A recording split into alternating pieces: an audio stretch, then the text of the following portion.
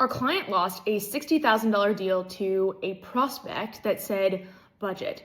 This was a buyer that was in multiple conversations with our client, and they kind of just dropped off with a very vague answer. And our client was like, this doesn't make any sense. Can you guys go investigate and get the real reason for us? So this is a snippet of that buyer telling us, this is a 20-minute long conversation, but I'm going to give you a 30-second snippet of what they were saying to us about one of the key reasons for why they decided not to move forward.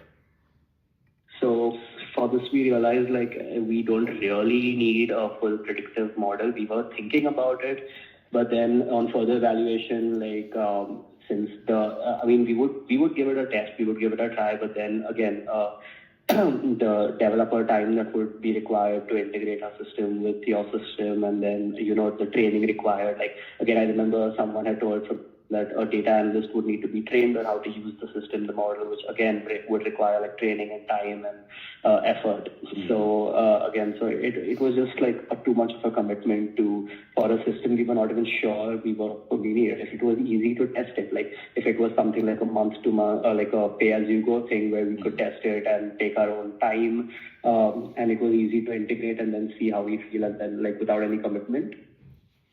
So this buyer is clearly articulating this fear of implementing a technology that's going to consume too many resources, and the cost to actually implement is seemingly or appears to be too high. They also want to de-risk the decision because they want to be able to test it easily without a huge commitment, and that seemed to not be something that was available to them. What's crazy is this tool actually takes hours, not days and tons of resources to actually integrate. It takes hours. So something was miscommunicated or completely misinterpreted on the buyer's end that the seller didn't, fully communicate. If you are losing deals to budget, there are a multitude of reasons for why that the buyer's probably not telling you.